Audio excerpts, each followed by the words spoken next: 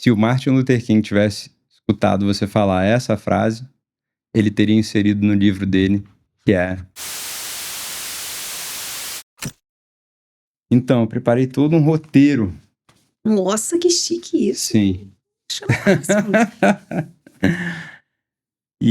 Mas depois eu te apresento, cara, porque eu sou um cara assim que eu não gosto muito de seguir roteiro, especialmente em podcast, porque não é uma entrevista, é tipo um bate-papo, vamos tomar lá da cá. Então eu quero assim que você esteja tranquilo, esteja à vontade pra gente ir trocando ideias aí a respeito da vida, a respeito da tua área de atuação. Um podcast é meio que tipo... meio que uma dança, assim, é uma arte, é uma coisa que você deixa fluir, como se eu fosse um grande expert nisso daí. Mas eu acho que eu ouvi o Joe Rogan falar isso uma vez e eu achei que fez todo sentido. Tipo, poder ficar tranquilo e poder deixar, tipo, as correntezas nos levarem para onde elas forem. Enfim, amorosidade é uma potência. Amorosidade tem. Cara, se o Martin Luther King tivesse escutado você falar essa frase, ele teria inserido no livro dele, que é Strength to Love, a potência para amar, a força para amar.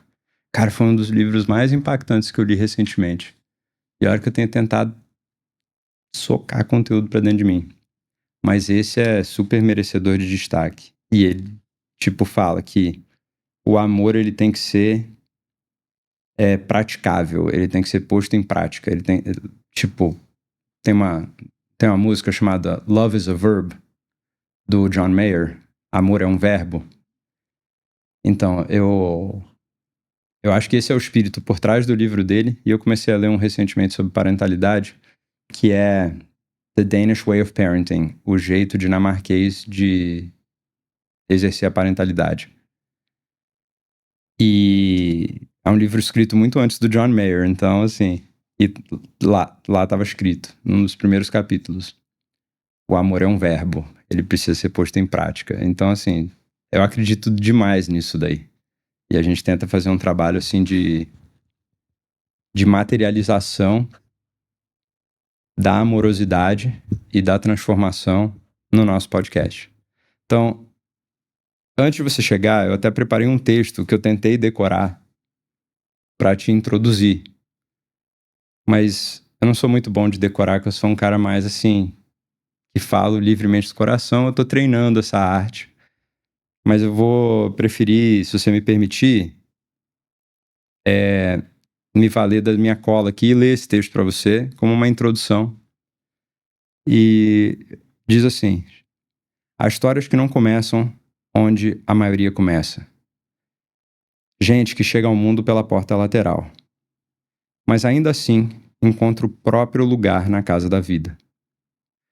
Hoje eu recebo uma mulher que talvez já soubesse o que era pertencer antes mesmo de ser acolhida por sua família. Que se tornou terapeuta, talvez, por ter aprendido desde cedo que o amor não precisa vir do mesmo sangue para ser verdadeiro. E eu sei, eu tenho um filho adotado. E é um amor muito verdadeiro. Andresa Souza Pessato não está aqui apenas para contar a sua história. Ela está aqui para nos lembrar que o acolhimento cura, que a escuta transforma e que a vida, quando olhada de dentro para fora, tem mais sentido. Então senta aí com a gente. Hoje o Papo de Brother é sobre os vínculos que não se veem, mas que sustentam. Sobre maternidade que acolhe e cura. E sobre a coragem de construir pertencimento, onde antes havia apenas ausência. Andresa. Meu Deus. Seja bem-vinda ao Papo de Brother. Que isso, cara, que gostoso. É. Que definição linda. Cara, tem algumas coisas aqui que eu acredito muito, tipo, eu acho que como terapeuta você também provavelmente vai relacionar, especialmente no que se refere a como o acolhimento cura e como a escuta transforma. O que você acha dessas colocações, assim, como terapeuta? Eu costumo falar que o acolhimento é um valor para mim. virou um valor. Aonde eu vou, um dos motivos de eu estar aqui é isso. Eu sei que você tem isso como valor também. Eu só me coloco em lugares, assim, conscientemente, uma busca onde eu quero estar, se eu puder escolher, era no lugar que eu tenho acolhimento. O acolhimento fez toda a diferença para eu estar onde eu estou, na posição que eu estou.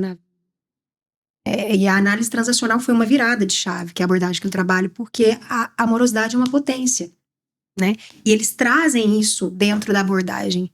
Então, assim, a minha personalidade, ela é emprestada dentro do consultório, eu não preciso deixar de ser quem eu sou. A minha criança livre, o jeito espontâneo que eu tenho, ele pode aparecer. Então, isso foi cura para mim. Então, eu posso mostrar de verdade quem eu sou, mesmo sendo terapeuta. A terapia, tipo, é uma própria terapia também para o terapeuta. Isso. Porque muitas vezes o terapeuta está soterrado ali, numa posição parental, de pai inacessível, né? De uma pessoa acima, né? Então, a análise transacional não. Nós estamos aqui no mesmo lugar. Eu tenho a minha potência, que é a psicologia, e eu vou te auxiliar com isso. Mas o outro tem a potência dele, que é a bagagem de vida, que é a percepção de vida, de tudo que ele viveu. Então, a gente... Roberto Crema tem uma frase que é o que me guia. Ninguém se transforma sozinho e ninguém transforma ninguém. A gente se transforma no encontro. Né? Então, eu acho que o seu podcast é muito isso que você me apresentou aqui. A gente vai sair daqui transformado, que a gente vai se encontrar. Tá propício para que a gente se encontre aqui. Em algum momento, o seu eu se encontra com o meu. E quando a gente sente que esse encontro aconteceu, algo em nós se cura, inevitavelmente. E o acolhimento, ele é propício, ele precisa... Se eu não tenho esse acolhimento, como é que o meu eu vai falar assim, olha, você pode sair? Não vai sair. O que vai sair aqui? O meu mecanismo de defesa e o seu.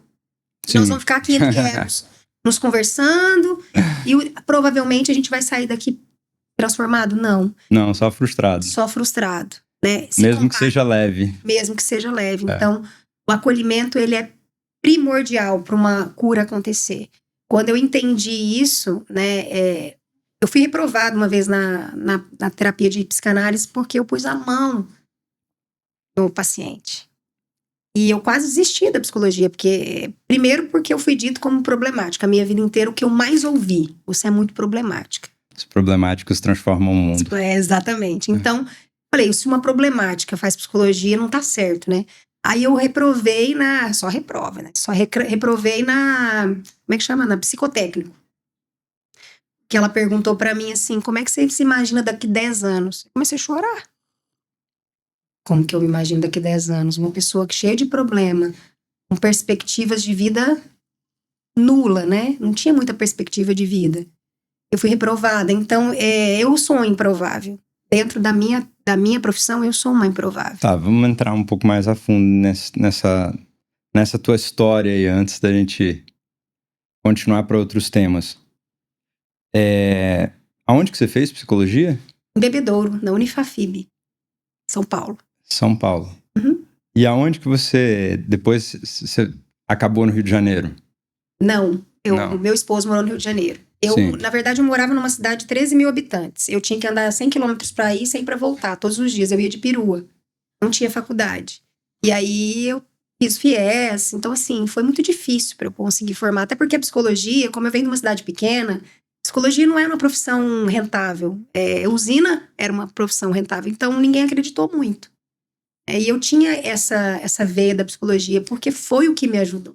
Você acha que cidade pequena precisa de psicologia tanto quanto a cidade grande, ou é um lugar que tem uma dinâmica mais calma e uma vida comunitária mais integrada e uma cultura mais coesa que, por consequência, geraria menos sintomas de desajuste e solidão que se vê na cidade grande, por exemplo?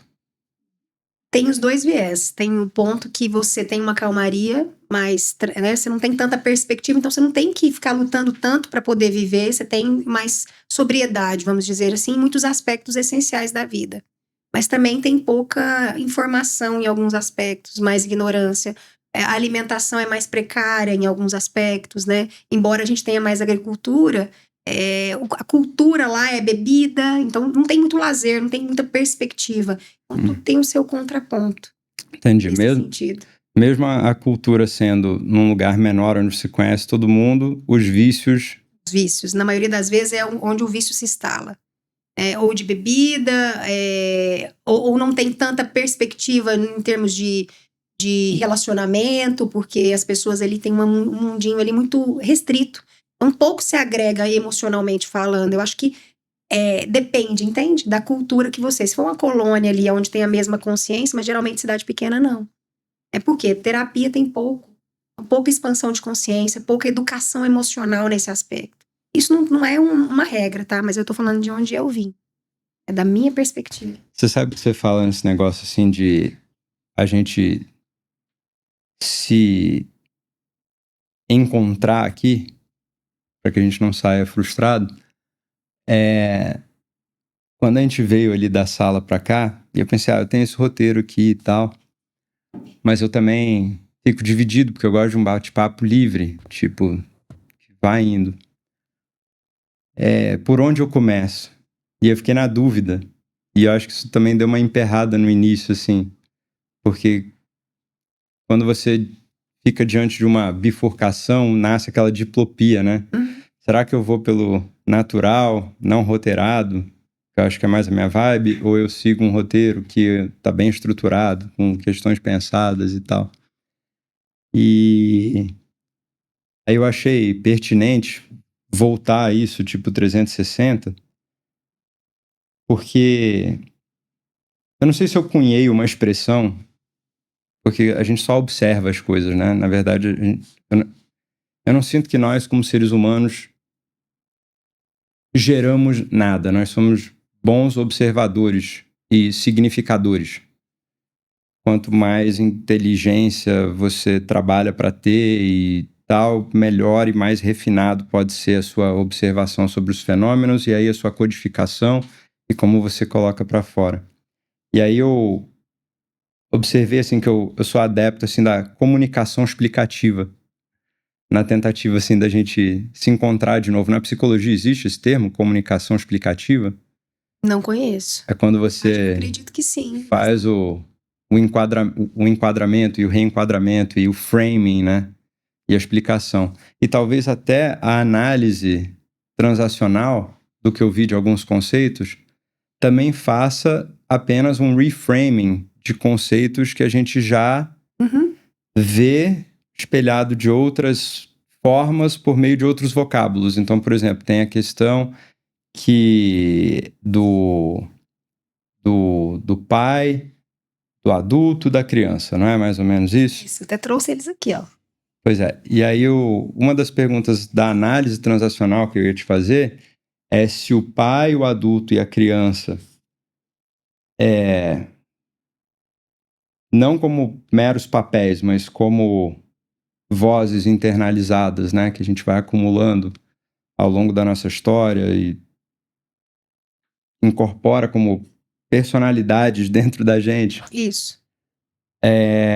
Seria o equivalente ao superego, ego e id do conceito psicanalítico. É que Eric Berne, ele pegou emprestado, ele era um psicanalista canadense e ele foi reprovado na banca de psicanálise, começou por aí, então ele já era ali também. Já sentiu uma identificação. Ele foi reprovado e ele ficou muito bravo. E aí ele pegou emprestado alguns conceitos da psicanálise, porque assim, o id, o ego e o superego se equivale, né, ao pai, adulto e criança, mas ele não entrou em aspectos inconscientes, e sim consciente. Ele estava atendendo um advogado e ele começou a perceber que o advogado, quando falava da profissão dele, ele ficava no estado de ego adulto. Esses aqui são os estados de ego, pai, adulto, criança. E aí, de repente, começou a falar da vida amorosa dele e ele começou a trazer um viés mais afetivo. Aí ele falou, opa, o que é isso? Aí ele começou a falar de outros assuntos, ele percebia que mudava a catexia, dependendo da área da vida. Então, ele descreveu como estado de ego pai, adulto e criança. O estado de ego pai, ele é tudo que foi aprendido. Ética, moral, valor está aqui. O estado de ego criança é o aspecto sentido da vida. Sua parte mais autêntica, também reprimida da educação. Aí ele subdividiu em tudo em 12 partes. Ele divide o pai crítico e amoroso, né? Que a gente falou do pai protetor. Ele subdivide a criança em criança livre, criança rebelde e criança submissa. Criança submissa é a parte que todos nós temos. A gente precisou se adequar para poder ser aceito, para poder ser amado, né? E o adulto, que é a parte que você falou dessa comunicação explicativa, eu imagino que esteja aqui, né? Que é aquela parte racional. Codifica tudo, pega o que a criança sente, pega os valores e coloca aqui. E você consegue transmitir no adulto.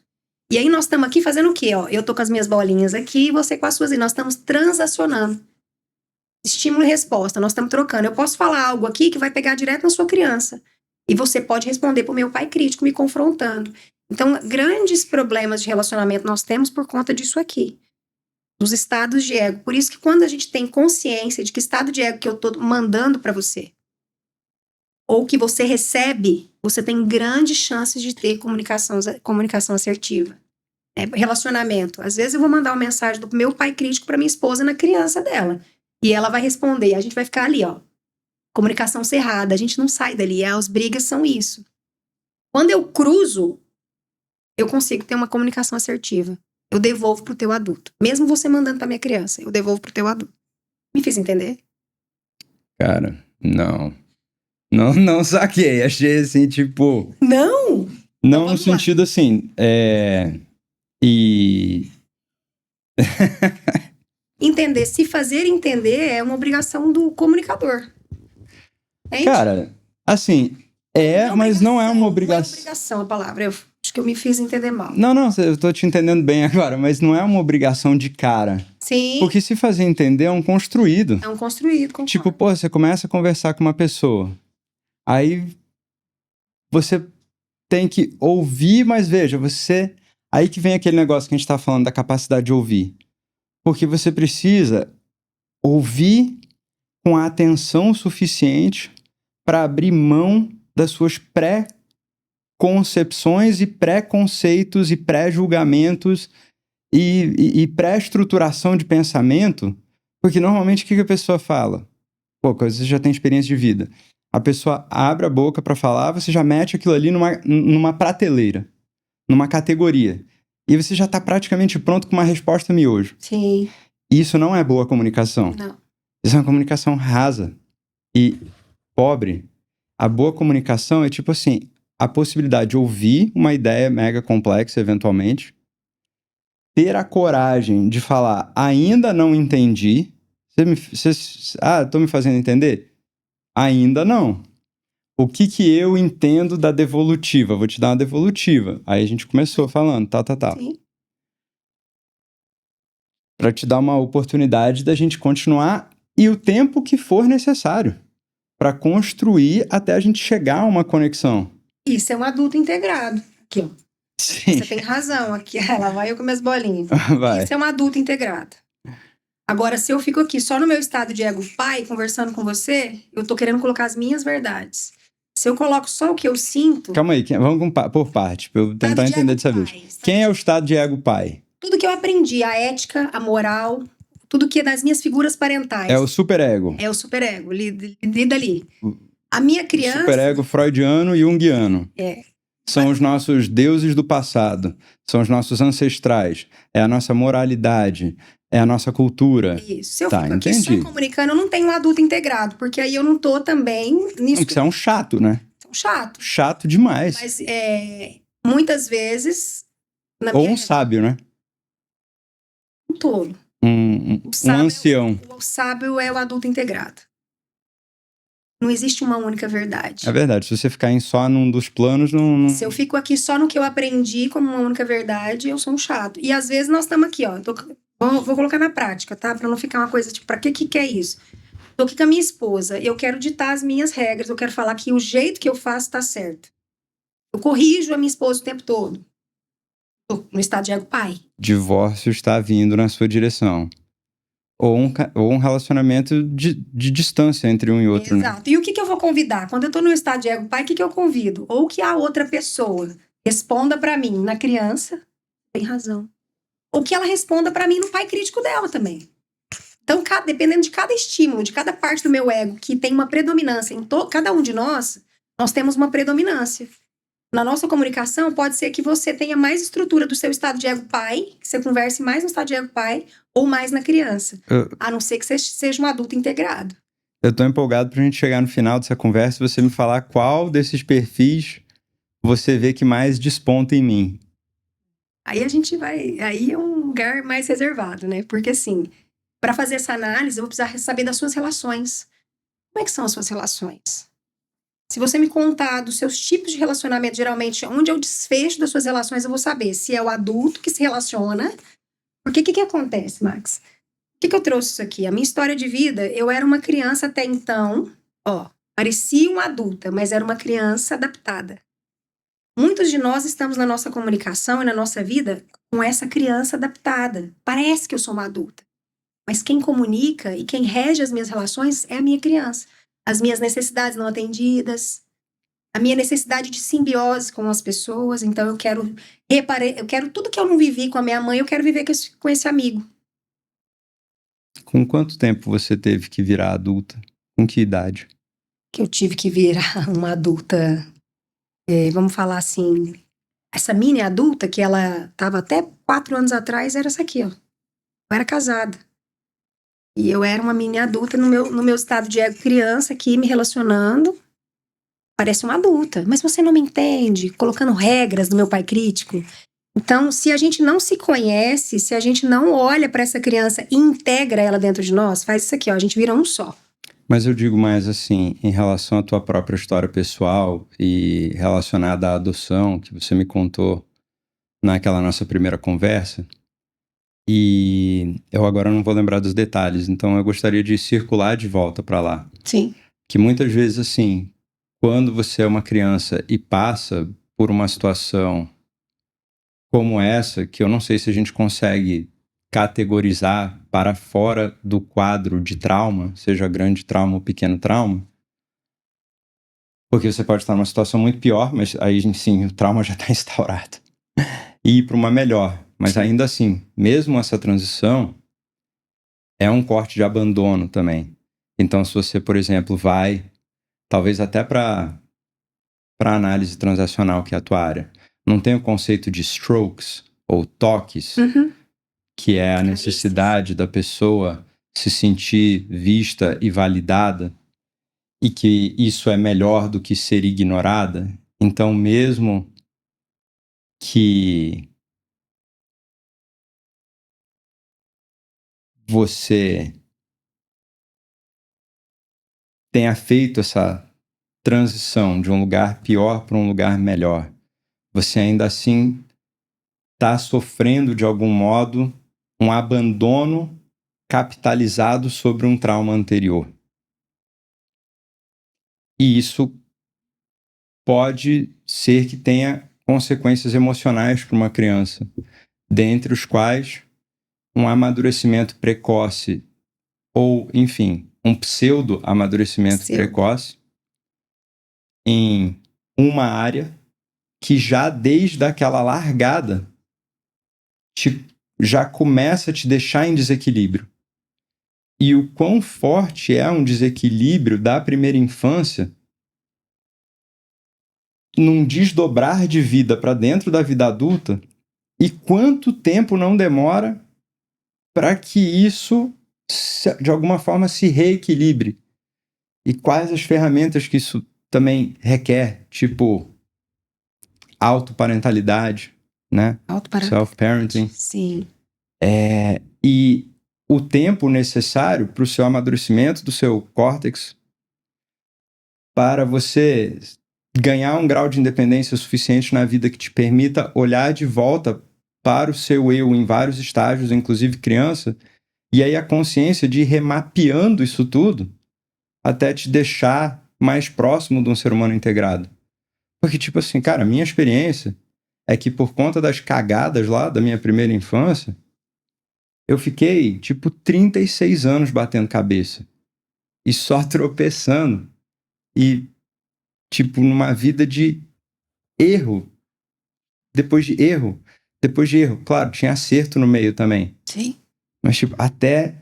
Tipo, uou, ok, calma. Tô começando a mais ou menos equilibrar todas essas camadas do meu ser.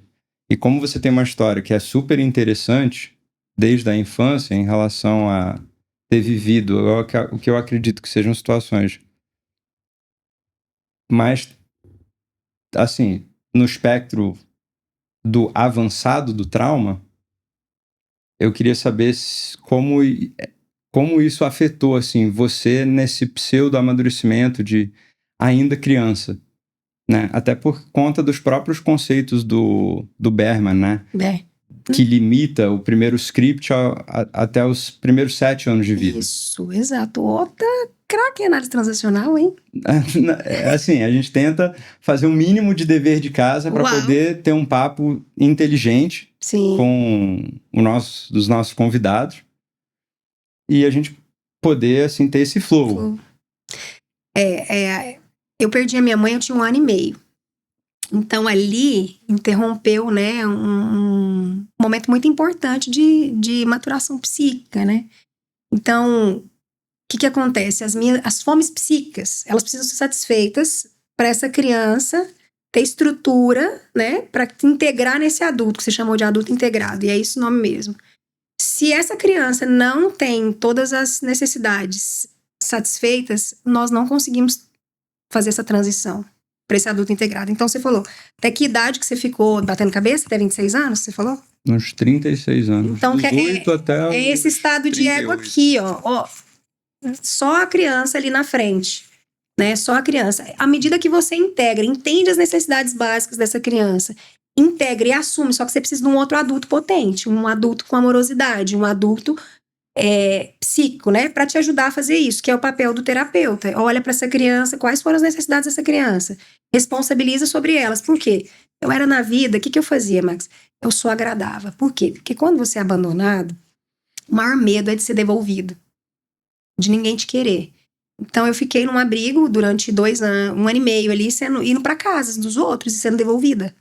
Isso gerou em mim, né, muitas angústias, muitas tristezas nesse sentido. Então, o que eu fiz? Só agradei. Passei, porque é uma estratégia de sobrevivência. Se você não sai da estratégia de sobrevivência, você não consegue. Então, na maioria das vezes, nós estamos na estratégia de sobrevivência. O que eu preciso fazer para ser aceito? Não sabia que você tinha passado 2 anos em abrigo. Sim. Rough, né? Difícil. Difícil.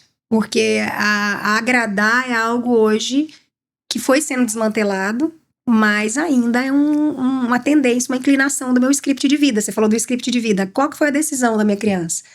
Que tem um adultinho dentro dessa criança. O que eu vou fazer aqui para ser amado? O que eu vou fazer aqui para ser aceito? Parece, por isso que eu falei que é o adulto, é a criança super adaptada. Na verdade, parece um adulto, mas é o adultinho da criança, que tá tudo na sua estratégia de sobrevivência. Só é o adulto integrado quando eu paro de querer sobreviver e falo, peraí, seguinte, eu já pertenço, eu sou importante, eu sou amada, mas a minha adulta precisa integrar isso. Eu preciso me tornar minha própria mãe. Essa reparentalização precisa acontecer, eu preciso trazer novas referências de pai para mim, só que eu preciso me tornar minha mãe. Então, quando não se tem amorosidade consigo, nós vamos ficar no estado de criança predominantemente. Por quê? Porque eu tenho um pai carrasco dentro de mim que não me acolhe, que não me aceita. Então, a aceitação ela é importante por isso, porque senão eu não consigo me tornar uma adulta. Você, então, com 1 ano e meio, sua mãe faleceu? Ela faleceu de quê? Derrame cerebral. E o seu pai? O meu pai... Por que você acabou num abrigo e não só com o seu pai? O meu pai acabou virando um andarilho de rua. Ficou muito transtornado e... Ele já era ou foi o... Ele já tinha suas inclinações ali, né? Eu sei pouco da história dele, mas ele se envolveu com bebida, se envolveu com droga, e eu passei a minha infância toda visitando ele na cadeia. Eu tinha 7 anos, eu ia como motorista, porque eu fui adotado por uma família abastada, financeiramente. Afetivamente, com as suas condições, né? Com quantos anos você tinha? 3,5? Tinha 2 anos e 8 meses, quando eu fui adotada. Então, ela morreu ali, quase 4 anos, né? Ela morreu ali e eu fiquei de casa em casa até eu conseguir ser adotada por essa família que ficou comigo. E depois eles se separaram, que foi uma grande perda pra mim também. Eu fui morar com a mãe, fui morar com o pai e fiquei ali, nesse impasse, durante toda uma vida, assim.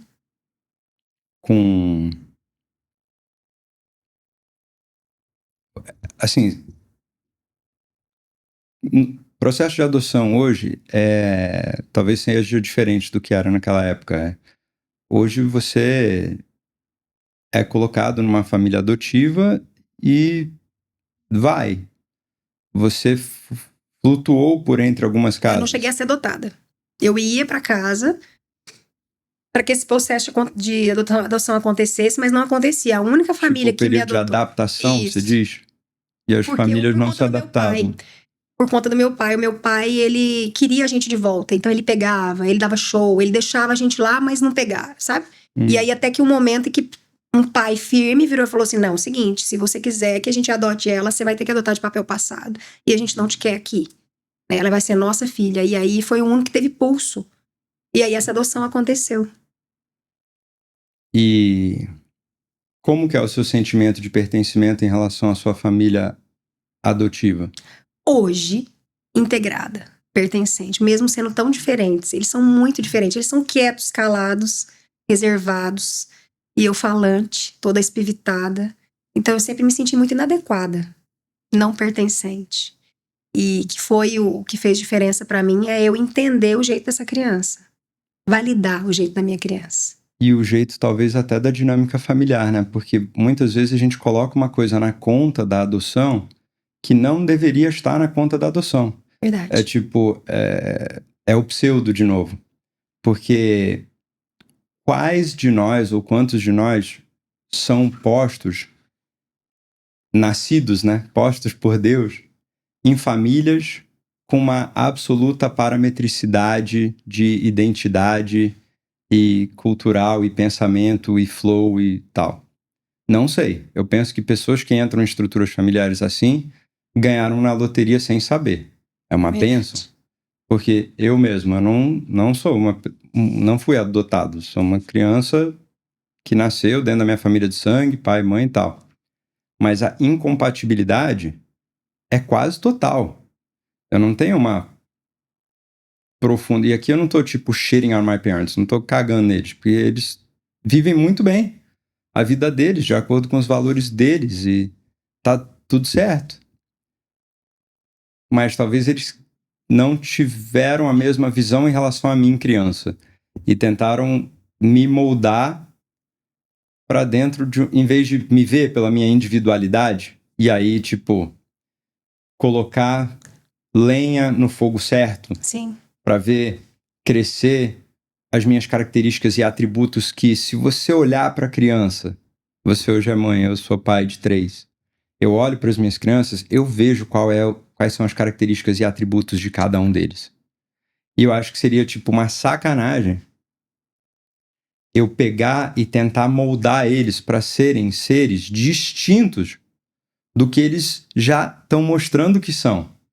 Então tem um que adora futebol e adora andar de skate, quer ser jogador profissional de futebol e tira super notas em tudo quanto é coisa que faz e faz bem, faz com facilidade, é bem inteligentão também.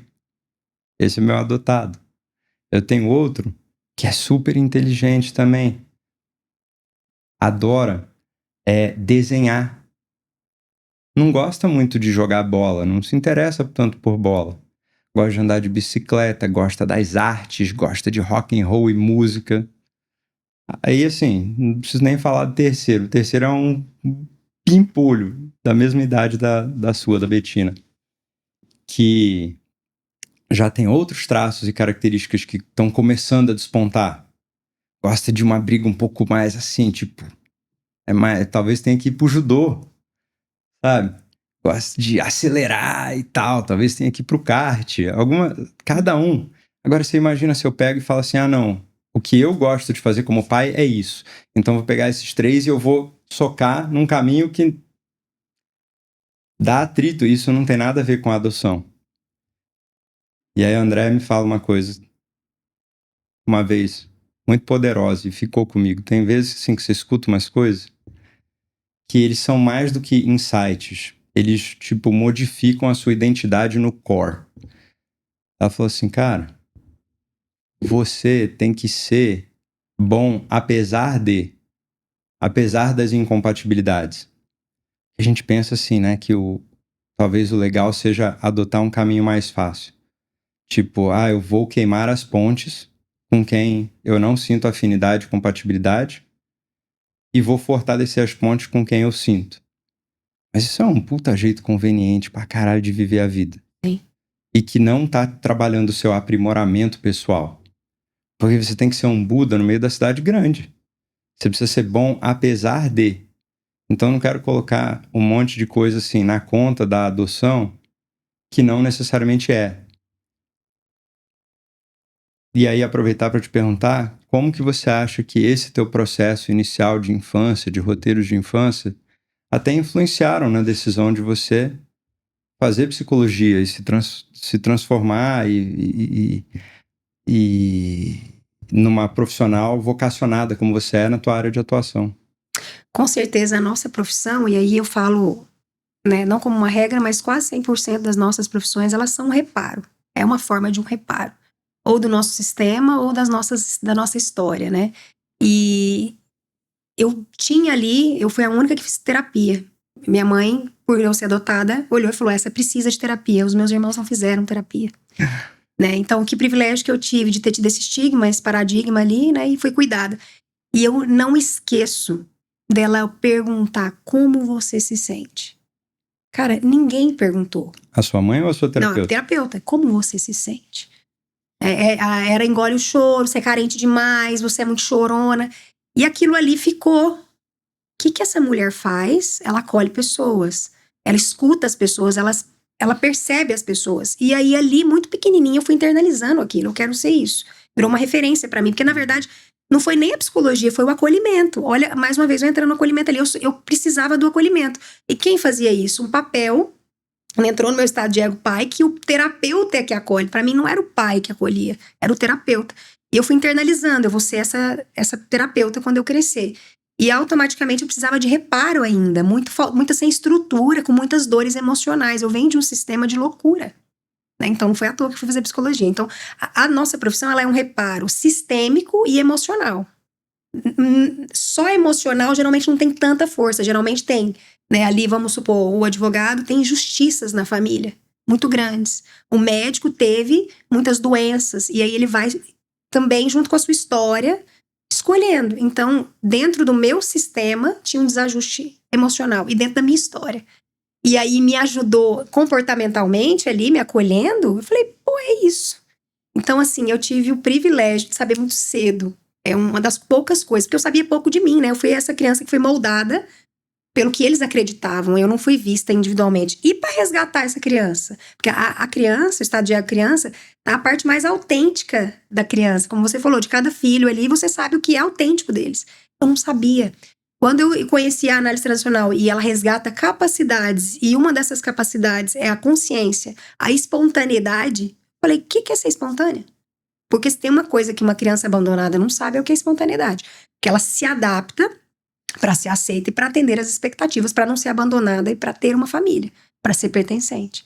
Então, é por isso que eu vejo a abordagem como tão potente, porque ela me transformou nesse sentido. Ela resgatou a minha capacidade de ser espontânea, de ter intimidade, porque a gente vai perdendo a capacidade de intimidade, né? Que a gente falou aqui da troca. Isso é uma intimidade. A gente vai perdendo isso.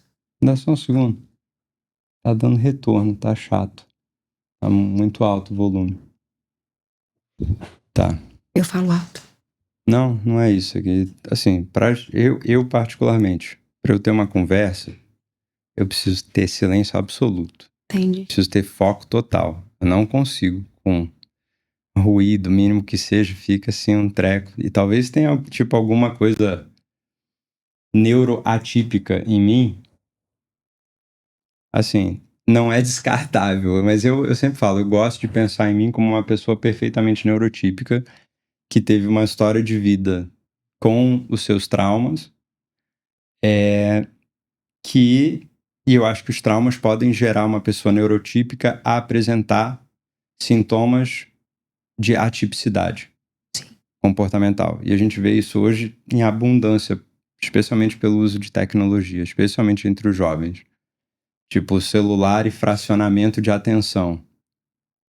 Déficit de atenção. Fórmula única, Ritalina.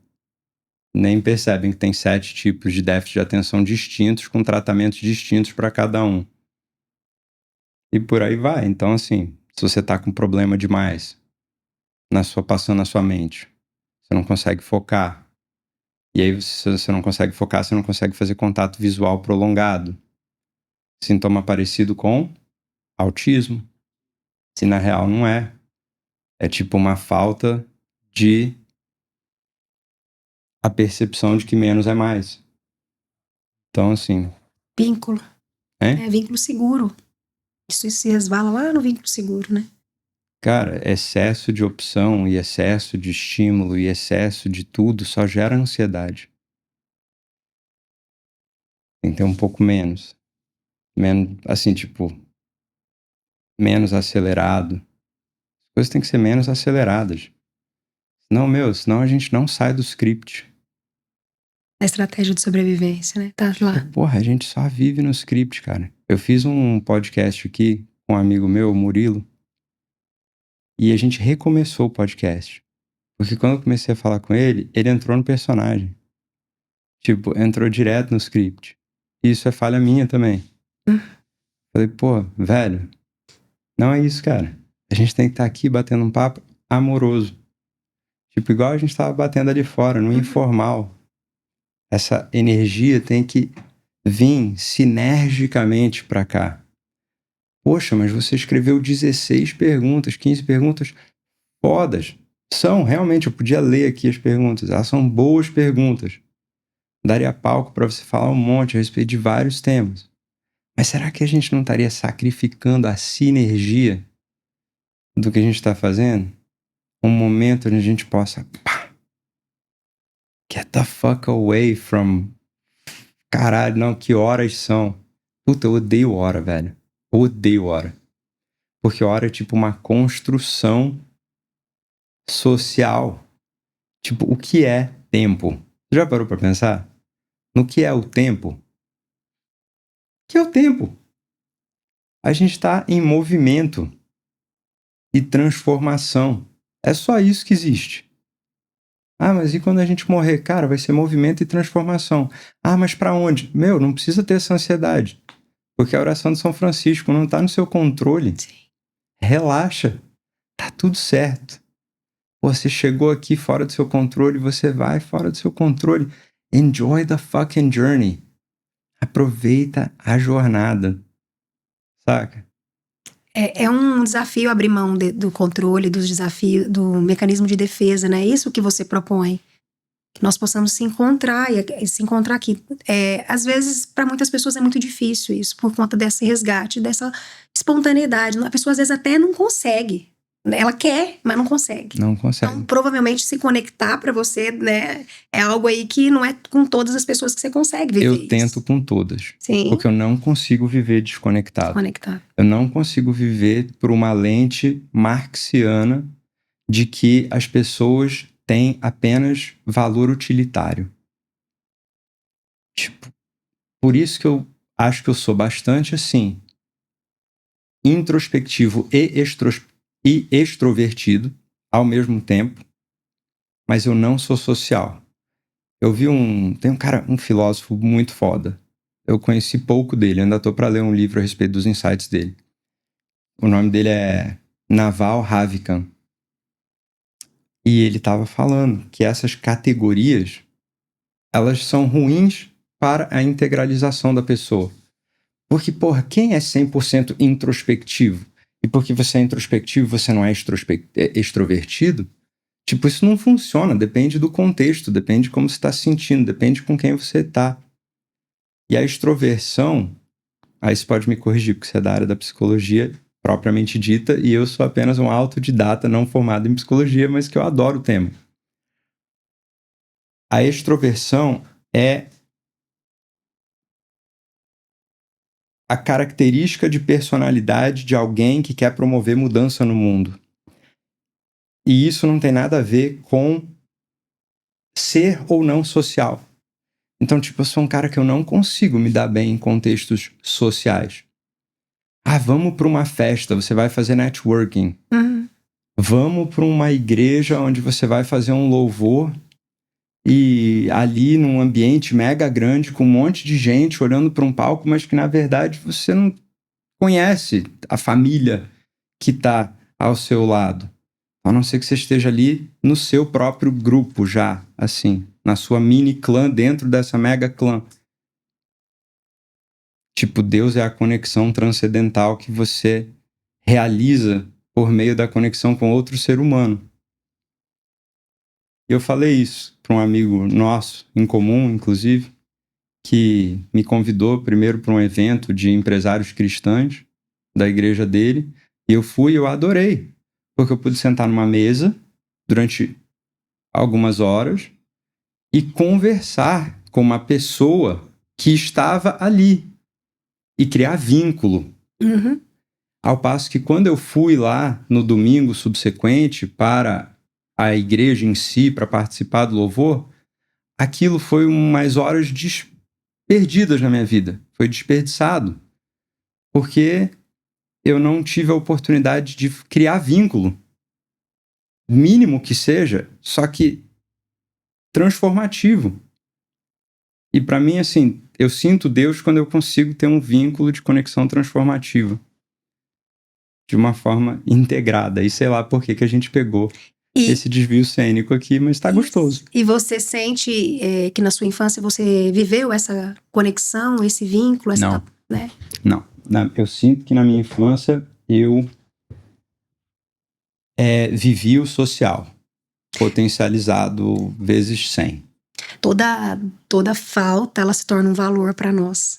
Né? Então, por isso que eu tô perguntando, é um valor para vocês. Uhum, claro que então, ela advém de uma falta, por exemplo, o acolhimento. Não é à toa que é um valor para mim. Uhum. Então, é importante a gente integrar isso dentro de nós, que faz parte. Né? E transformar isso como potência. Olha onde você tá.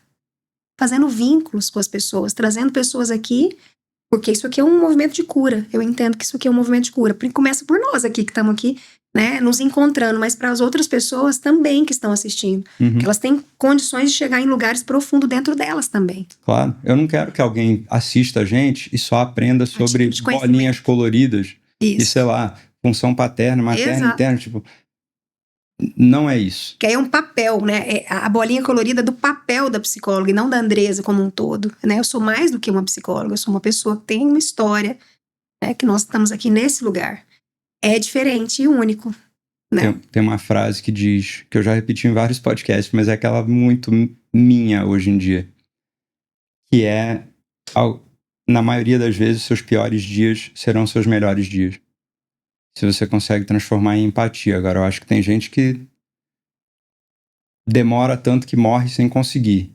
E aí acaba assim, travando nos seus piores dias, se transformam só numa vida de rancor, por exemplo. Né? Ou de raiva, ou de você entregar mais do que você tem que entregar para uma situação ruim do seu passado. Tipo, não é? A situação ruim do seu passado já não ocupou espaço suficiente lá no seu passado? Daí você deixa ela transbordar para hoje, e é exatamente a sua criança interna que precisa dar uma amadurecida. Porque, essa criança ainda tá, tipo, sofrendo, e aquilo ali agora tá prejudicando seu casamento, e tá prejudicando suas amizades, e tá prejudicando seu desenvolvimento profissional, e tá prejudicando seu amadurecimento emocional, e tá prejudicando como você brinca com seus filhos, e como que você interage com o mundo, e como que você é profissionalmente. Tipo, ela já não sofreu o suficiente. Vamos olhar para ela. E também não passar pano na situação que foi com o seu olhar de hoje como adulto. Porque, de algum modo, no processo de cura, parece a mim que você precisa olhar para a situação traumática que você passou e vivenciou com o olhar daquela criança que você foi naquela época. Exato. Com aquela vulnerabilidade. Exato. Para você poder entender o tamanho do que você enfrentou. A cura acontece aí. Porque senão você tá só minimizando. Só que se eu tô no pai, eu não chego nessa criança. Se eu tô aqui, eu olho para essa criança como o olhar do meu pai. Você tá chorando demais. Eu preciso revivenciar aquele choro da criança abandonada. Cara, pra chegar aí não é fácil. Casca de cebola, voz da minha mãe, voz do meu pai, repressão, porque foram muito tempo. Aí eu chego lá. Só que pra isso eu preciso de ambientes como esse, de um adulto como você, que tem amorosidade no erro. Caiu, eu preciso ter a oportunidade de poder errar. Eu preciso ter a oportunidade, entende? Por isso que pra gente se curar, Max, a gente precisa de ambientes. A neuroplasticidade, eu preciso me colocar em ambientes. E a minha cura começou a acontecer quando eu conheci meu marido. Porque você conhece ele, é uma bênção. Cara, eu amo seu marido. Ele é uma bênção. A minha cura começou a acontecer quando ele me olhou com essa amorosidade. Tá tudo bem no seu jeito, há valor na sua... Ele me chamava de espivitada, mas na verdade eu era uma criança agitada. Porque eu tinha que agradar todo mundo e eu tinha que fazer isso dar certo pra, né, não ser abandonada de novo. Então... Ele olhou e achou bonitinho. Falou, você é espivitadinha, você deixa o negócio cair, olha que gracinha. Então, eu comecei a ter validação, a gente precisa ser validado. É importante. Nós temos, né, eu não quero ser validado por ninguém. Mentira. Né? Eu posso não depender disso, mas é gostoso. Quando você escuta alguém assim, o que você pensa? Você pensa, cara, quantos traumas você tem? Quantos traumas você tem, exatamente. O difícil é quando você depende disso para se amar. Então, eu dependo que você ache legal o que eu tô falando para que eu saia daqui e goste de mim, entende? Aí a dependência emocional é da criança, ainda não me tornei uma adulta, na minha maior catexia do estado de ego adulto. Só que para eu me tornar uma adulta, eu preciso incluir essa criança. Esse abandono faz parte da minha história. Vamos dizer assim, que é tipo a reconstrução da autoestima. E a autoestima é interessante, né? Porque você tem alguns psicólogos que meio que, não sei se definem, mas enquadram a autoestima como as outras pessoas te veem. Mas isso não é. Isso é uma construção de estima decorrente de uma heteroestima, vamos dizer assim, de um fator externo. E a autoestima, na verdade, é como você se percebe a si mesmo, por conta do seu olhar, das suas próprias realizações, da sua própria resiliência, do seu valor e de como você conseguiu superar os obstáculos e as coisas da sua vida. E a reconstrução da autoestima é algo que, nossa, é algo que as pessoas precisam muito hoje em dia. Sim, porque na verdade, quem precisa do outro? A criança precisa do outro para saber o seu próprio valor, né? O seu filho, ele precisa que você diga para ele quem ele é. Então, se eu tenho uma autoestima que eu dependo do outro, eu ainda sou uma criança. Isso. Que precisa que o outro me defina. Então, para que eu tenha uma autoestima, eu preciso estar na catexia do adulto, que diz assim, eu sei quem eu sou, eu me estimo. Mas aí eu preciso ter um pai interno, amoroso, e um pai que tem um dado de realidade para dizer, ó, você pode até aqui. E ser compassivo consigo mesmo. Exatamente. Tipo, cara, as pessoas que eu vejo vivendo piores que eu conheço, de vez em quando eu faço essa pergunta, eu falo, cara, o quão carrasco você é de si mesmo? E a pessoa diz, tipo, meio que cai em si por um minuto e fala, cara, muito carrasco. Tipo, fala, cara, você erra e você não se perdoa? Não porque consigo. ela ainda se vê a partir do olhar do pai. E aí não aconteceu esse estado de ego adulto, porque eu ainda sou uma criança refém de um outro para me perceber. E o processo de terapia é essa descontaminação. Eu preciso descontaminar o que a minha mãe pensava de mim, o que eu vivi e tomar uma redecisão. A gente não acredita em decisão. Eu acredito em redecisão, porque aquela criança abandonada, aquelas decisões ainda estão ali, lá no meu script. Em momento de dificuldade, pode voltar. Melhor você se adaptar aqui para você ser amada. Então, eu redecido. A partir de então, eu tomo uma nova decisão. E aí, eu vou tomando novas decisões. E aquela redecisão vai ficando muito pequenininha. Ela não rege o meu destino. Eu, até os 7 anos, o que era a minha decisão de vida? Solidão. Qual que era o meu script? Melhor ficar sozinha. Né? Porque em algum momento eu vou ser abandonada mesmo. Então, para não correr o risco de ser abandonada, fica sozinha. Eu só podia ser eu mesma se eu me sentisse sozinha. Então, eu tinha muita necessidade de isolamento. Eu não acreditava que era possível ter uma relação com as pessoas e ser possível viver isso. Né? E aí, onde se impacta? No casamento. Em todas as suas relações. Então, eu fui redecidindo. Peraí, por que eu tenho que morrer sozinha? Onde é que eu decidi isso? Lá atrás. Né? Pessoas muito machucadas acabam indo para um default mode de solidão. De solidão. Tipo, eu vou me desconectar de tudo e todos. O problema é que você acaba se desconectando de você também. E aí você vai vivendo uma vida fria. E meio que assim, tipo... Você vê os outros, assim, tendo vínculos. Fala, cara, como que os outros conseguem ter vínculo e eu não consigo? E em algum momento você tem que sair disso que talvez seja assim, tipo... Uma capa de orgulho.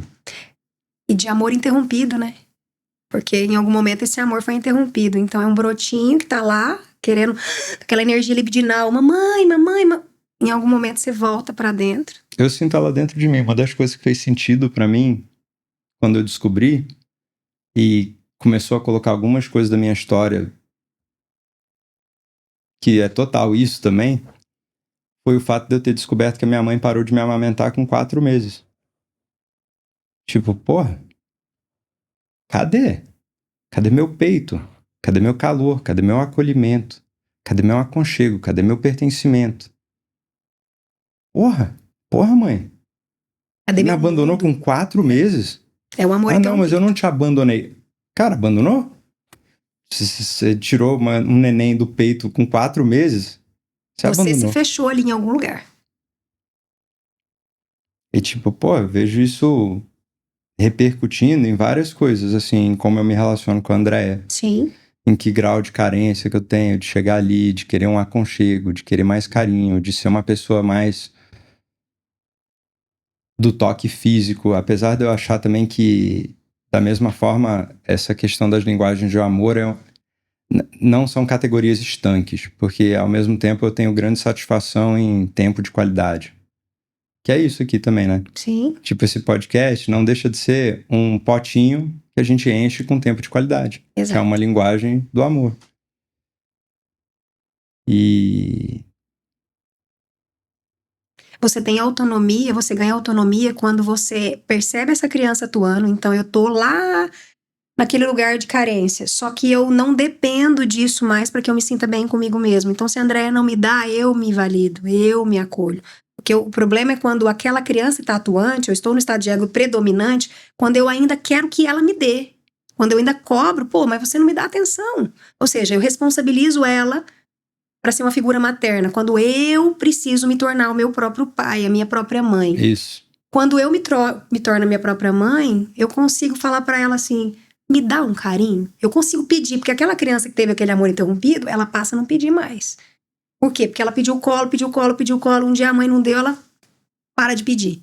Aí o que ela faz? Ela faz jogos. Eu começo a pedir de outras formas, a extorquir do outro ou me vitimizar, o que não é pedir. A cura se dá onde eu viro pra ela e falo assim, me dá um colo. Onde eu volto a pedir. Eu arrepio com isso, porque é um lugar difícil de ser acessado dentro de si. Porque é o lugar da cura, onde você se vulnerabiliza de novo e fala, eu preciso, mamãe, é como se você virasse lá atrás e falasse assim, mamãe, eu precisei de um colo. Me dá. É, tipo, pedir ajuda, né? Tem um livro que eu... Cara, de todos os livros que eu li e tenho pra ler, tem um que é o meu número 1. E, por incrível que pareça, é um livro supostamente infantil. Que é O Menino, a Topeira, a Raposa e o Cavalo. É lindo. Tipo, esse é meu número 1. Eu acho que tem tanto ensinamento profundo e denso em cada página daquele livro que as pessoas gastam 750 páginas escrevendo um livro de filosofia que aquelas metáforas conseguem condensar em poucas construções. É que nem a amorosidade é uma potência. Que define um livro inteiro, com vários discursos do Martin Luther King. E uma das frases lá que o Cavalo usa é que ele percebeu o quão forte ele podia ser quando ele pediu ajuda. Que pedir ajuda não é um sinal de fraqueza, é um sinal de resiliência contra não desistir. Tipo, não, eu vou ser resiliente aqui, eu vou continuar. Então, para isso, eu vou pedir ajuda. Aonde quer que seja. A uma terapeuta, ou um terapeuta, dentro de um vínculo de amizade, dentro de um vínculo amoroso. A gente precisa se reconectar, fazer novas conexões como comunidade. Tá cada um muito isolado, vivendo apenas no seu núcleo, apenas na sua vida. Você não sabe quem são seus vizinhos. Ah, não, eu sei sim, meu vizinho ali da porta da frente é o João. Tá, mas você nunca chamou o João e a família dele para vir jantar na sua casa. E foi na casa dele. E promoveu encontros comunitários ali no play do seu prédio, ou no seu condomínio, ou na sua rua. E, cara, como é bom hoje, assim, tipo, eu vejo um movimento de reconstrução do eu, né? Tipo, tem muito aquela... Eu tinha uma dúvida há alguns anos atrás que eu não tenho mais. Era tipo, o que é melhor em termos de história de vida? Como se isso existisse. Como se o si existisse, né? Uhum. É melhor você crescer num único lugar e ter ali, nunca ter saído, entre aspas, e ter ali sua comunidade e seus amigos desde sempre, conhecer as ruas e o desenvolvimento do bairro e tudo, e ter aquela identidade bairrista. Ou é melhor você ter uma história de vida parecida com a minha, que morou num lugar até os 8 anos de idade, depois foi para outro país, passou 10 anos, depois voltou, depois morou num estado, depois outro estado, depois outro estado, depois outro lugar. E tem uma vida toda quebrada. Porque, cara, quais são as minhas amizades de bairro hoje? Nenhuma, zero. A molecada que eu conhecia, que eu considerava meus melhores amigos, foram, tipo, extirpadas de mim quando a gente saiu de um país para outro, depois de outro país para um, depois... Tá. E aí fica mais difícil fazer isso na vida adulta. Que a necessidade emocional de pertencimento não foi suprida ali, né? Claro que não. Mas assim, tipo, ok, eu falo outra língua, Exato. de uma forma absolutamente natural, como se eu fosse nativo daquela região também. E eu vi outra cultura e me gerou contrastes críticos e tudo mais. Mas, cara, uma coisa não compensa a outra. Porque me faz falta. Tipo, eu queria ser melhor amigo do Conrado desde que a gente tivesse 8 anos de idade. E melhor amigo do outro desde os 9 anos de idade. E alguns desde a fraldinha. E, porra, a gente ser aqueles amigos inseparáveis do bairro. E tipo, bro, não ser tipo só, eu vou ligar numa ocasião, eu vou pedir favor, ou será que eu tô incomodando esse adulto que tá ali trabalhando e tendo a vida dele, tem a família dele enquanto eu tenho a minha? Só que eu acho que tem que incomodar pra caralho mesmo. Sei lá, talvez eu esteja equivocado. Mas pelo menos pra mim, essa questão de conexão. Por isso que eu me preocupo também, tipo, pô, eu me desliguei da magistratura, quero que me mantenha no Paraná. Eu vou me mudar, eu vou ficar aqui. Cara, meus filhos já têm amigos. A gente já tem algum grau de, sei lá, rede. Será que se a gente se mudar para o Rio de Janeiro seria melhor? Eu também tenho amigos lá, e lá tem família. Enfim, essa questão de conexão, da necessidade de revalidação, da gente sair do nosso solitário, em qualquer momento, eu acho muito importante.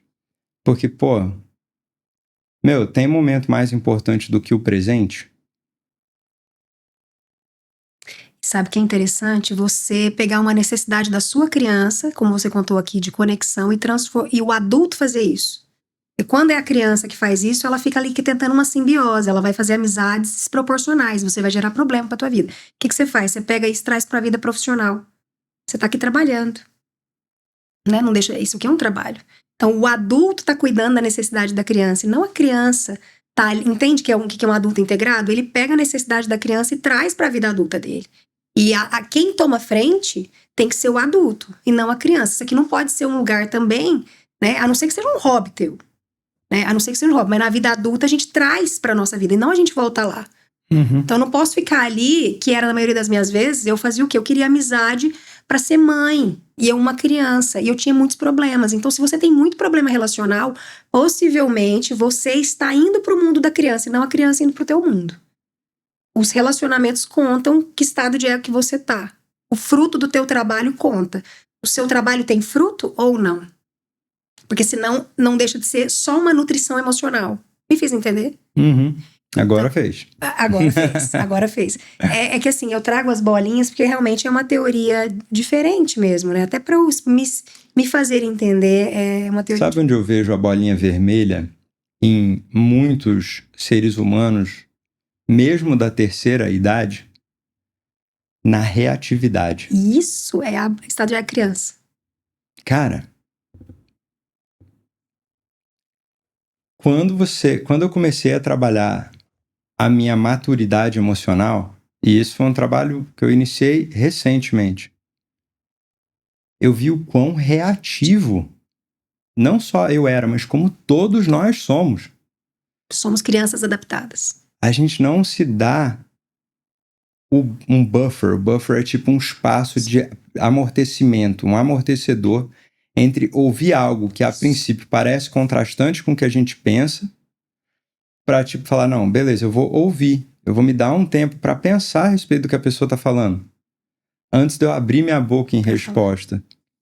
E quando você consegue meio que colocar esse espaço entre a ideia que está vindo na tua direção e a tua imediaticidade reativa, cara, suas relações melhoram demais. É perfeito. Aí você usa o adulto para processar isso. A pessoa usa geralmente essa reatividade, a criança. Ela tá falando na criança e eu tô ouvindo na criança. Então eu tô aqui transacionando com você. É difícil ter diálogo com pessoas assim. Só que a responsabilidade nossa é, mesmo se a pessoa me mande uma mensagem na minha criança, eu responder no adulto. Quantos relacionamentos não vivem criança versus criança? Eu não posso falar muito, porque até então, há 4 anos atrás, eu era basicamente uma criança adaptada o tempo todo. No trabalho, tentando salvar as pessoas. Então, eu era uma psicóloga que tentava salvar. Na verdade, eu queria salvar a minha mãe, porque era uma projeção. A gente projeta figuras parentais nos nossos relacionamentos. Então, eu posso aqui deixar um negócio cair e falar, meu Deus, ele vai danar comigo, né? Posso projetar em você um pai.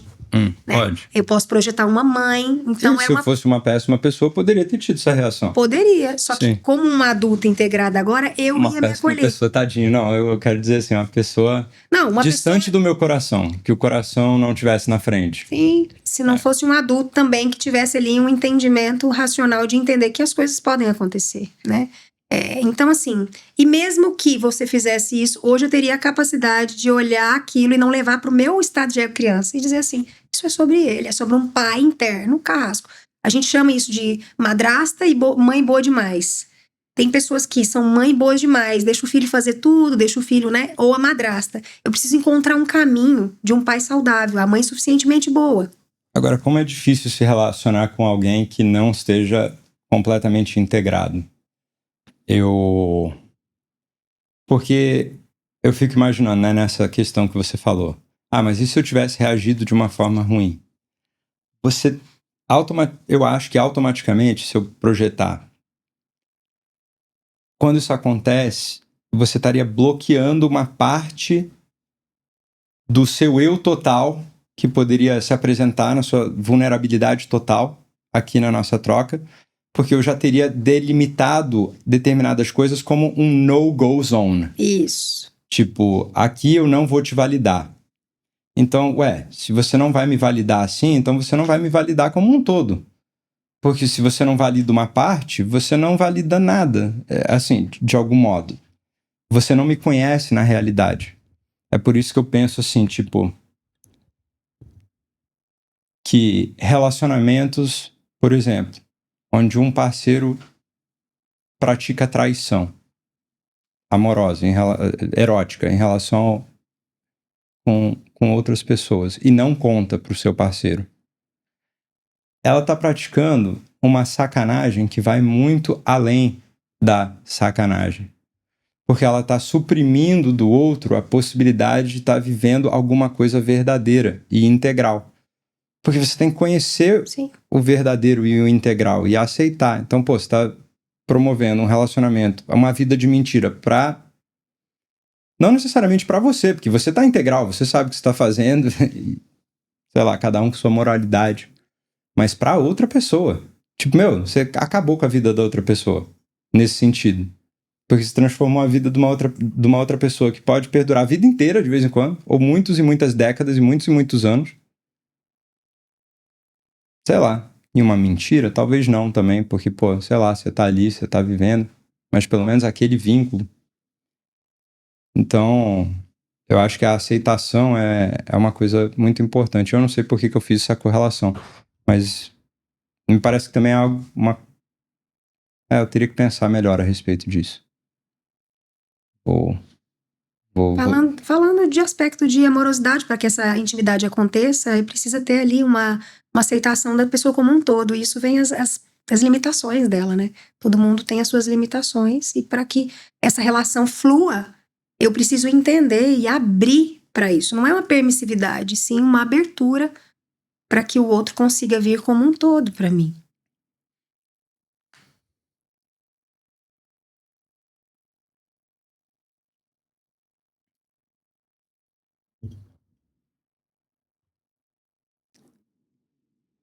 eu gosto também de poder ter momentos de silêncio, onde a gente põe a nossa cabeça para pensar, senão vira só um toma lá, dá cá.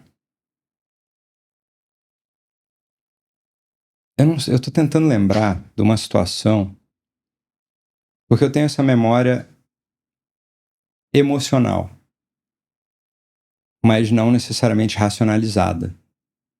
Eu acho que isso acontece muito na psicanálise, no nosso aspecto, nos nossos aspectos emocionais. Especialmente no que se refere a memórias da primeira infância que mais nos moldam. A gente tem aquilo impresso na nossa pele, no nosso emocional, na nossa alma, nos nossos nervos mesmo, que estão no cérebro e estão também ao longo de todo o corpo. Nossos sistemas simpáticos, parasimpáticos. E como a gente não tem o nosso córtex desenvolvido plenamente até os 25 anos, e aí muito menos até, por exemplo, os 5 anos, a maioria das memórias que ficam, elas são memórias mais registradas aqui no peito do que aqui no cérebro. E a medicina chinesa diz que o nosso primeiro cérebro é o coração e não a cabeça. Eu acho total perfeito. Porque primeiro a gente sente as coisas e depois a gente faz sentido delas. Sim. E eu tava querendo lembrar de alguma situação que para mim é um encaixe perfeito. E não é essa da traição. E é por isso que eu dei um tempo, porque eu senti que eu errei na parametrização perfeita do que eu queria dizer. Onde eu experimentei ser aceito apenas de determinado jeito diante de alguém e não de outro, e aquilo ali tipo deteriorou a minha amizade com aquela pessoa. Então, se eu puder pensar assim num exemplo bem banal, quando eu acho que ainda estava na faculdade de direito, então um jovem adulto, um adolescente já em fase de transição para a vida adulta, eu fiz um amigo no clube de regatas do Flamengo onde eu jogava tênis, que tinha algum cargo diretivo dentro do consulado norte-americano. Não sei se era... Não era o cônsul-chefe, não. Era um... Tipo... O chief dos departamentos. Alguma coisa assim. Eu era um cara legal. E já era um senhor mais velho. E ele me chamou para velejar no barco dele com ele. Ele sabia que eu gostava de velejar também. Sim, eu tenho esse histórico aristocrático de vida também. Não fui adotado por uma família abastada, mas vim de uma, naturalmente. E daí eu fui velejar e eu passei no Subway e eu comprei um sanduíche de pasta de atum com salada, que era uma coisa que eu gostava e estava dentro do meu orçamento da época de estudante. E nós fomos no barco. E aí, quando eu fiquei com fome e ia comer o sanduíche, ele me pediu para não comer o sanduíche no barco dele, porque ele era vegano e, portanto, o barco dele também era vegano. E eu pensei, tipo, como assim? Tipo, que falta de aceitação. Como que um barco é vegano? Tipo, eu não tô falando pro cara comer peixe. Mas não, aí eu não comi o sanduíche no barco dele. E aquilo ali pra mim me marcou, mesmo que num exemplo bobo, que depois se replicou em tantas outras áreas. Como se, pô, não dá pra ter uma amizade com essa pessoa, porque ela não me aceita por inteiro. Tipo... E o aceitar por inteiro não tem a ver com permissividade. Perfeito. Aí, se você quiser distinguir as duas... Perfeito, é isso mesmo.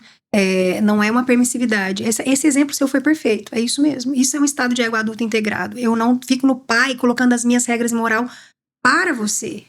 preciso que você respeite o que eu acredito, né? Mas aí você tá deixando de atender uma necessidade biológica, uma necessidade ou emocional. Se para você é importante, por que não? Porque você não precisa fugir da responsabilidade que você tem, não só para com os seus filhos e a sua família, mas para com todos, de contribuir na formação qualitativa daquela pessoa para aquilo que você acha que é o melhor para ela. Não como uma imposição, mas como uma oferenda, Exato. uma sugestão de novos valores, de uma nova visão. Então, assim, eu acho que você não precisa fugir da sua responsabilidade. Função paterna para com seus filhos, função social para com sua comunidade. Mas fazer isso de uma forma firme e de uma forma que respeite a pessoa pegar uma via alternativa. Porque existem 8 bilhões de caminhos diferentes no planeta. Então tá tudo bem? Mas assim, eu vejo meu filho fazendo uma coisa que eu não quero que ele faça. Eu vou aceitar porque eu preciso aceitar o outro? Mais ou menos. Tipo, primeiro, que ele é um ser humano em desenvolvimento, é diferenciado, é um vínculo diferente. E eu vou lá e eu vou apresentar, vou te chamar para o presente. Olha o que você está fazendo, vem aqui. Primeiro eu vou acolher. Vou fazer o attunement, né? Vou entrar em sintonia com ele. Daí eu vou fazer a conexão, o attachment. Deixa eu te ensinar isso aqui, ô pequeno Simba. É assim que o Mufasa prefere que seja feito. Você quer ser um Mufasa quando você crescer? Então, seria interessante se fazer desse jeito. Normalmente uma criança não vai fazer de imediato o que você pede. Tem que insistir várias vezes, com calma, ao longo de um largo espaço de tempo. Você tem que ter um pouco de paciência. Sim. Tem um livro excelente, chama... Não sei, acho que é Never in Anger, eu acho. Ou não, é um outro. Sobre uma mulher que melhora o relacionamento com a filha indo para umas tribos estudar como os pais educavam os filhos nessas tribos de caçadores e coletores. E ela chega à conclusão que você só deve dar um estímulo negativo ao seu filho, ou um comando imperativo, no máximo 3 vezes por hora. Não mais do que isso. Tipo, que mais que isso é você sufocar. E você impor. E aí, como você vai estar criando um bom relacionamento e uma conexão genuína? Porque você quer ter uma conexão genuína com alguém que fica te empurrando? Que alguém que fica sendo seu sargento? Exato. Tipo, mano, não quer? Então, quando você ganha consciência da vida adulta, você acaba se afastando. Ou, enfim, pelo menos os primeiros glimpses de vida adulta que vem na adolescência. Todo adolescente se afasta dos pais e é rebelde. Vírgula, ponto e vírgula. Vamos dissecar, pausar e analisar isso mesmo. Porque, se você tem uma conexão amorosa, se você é o melhor amigo do seu pai desde criança, não tem por que você quebrar um vínculo de melhor amigo que não tem a ver com o pai. É por isso que eu quero muito mais ser melhor amigo dos meus filhos do que eu quero ser pai dos meus filhos. Thus, a teoria do brother, que é um livro que eu estou escrevendo. E por isso aqui se chama Papo de Brother. Porque é um espaço onde você abre mão dos papéis. É um espaço de encontro, de acolhimento. Então, tipo, você vai lá, chega em casa hoje. Fala assim, a Betina tá lá desenhando. Fala, vem jantar. Tira ela de lá à força, põe ela na mesa. Ela vem chorando, vem não satisfeita. Depois, agora vamos pro banho. Não, mãe, deixa eu terminar meu desenho. Não, tá na hora do banho, tá muito tarde. Carrasca, carrasca, carrasca, carrasca. Quando sua filha tem 3, 4 anos de idade, beleza, mas esse imprinting vai ficando. E aí? E aí, quando ela tiver 12, 13, começar, sei lá, menstruar, pré-adolescência e tal, e já começar a ser a própria pessoa dela, com as próprias vontades, fazer um detachment, que é próprio também dessa fase.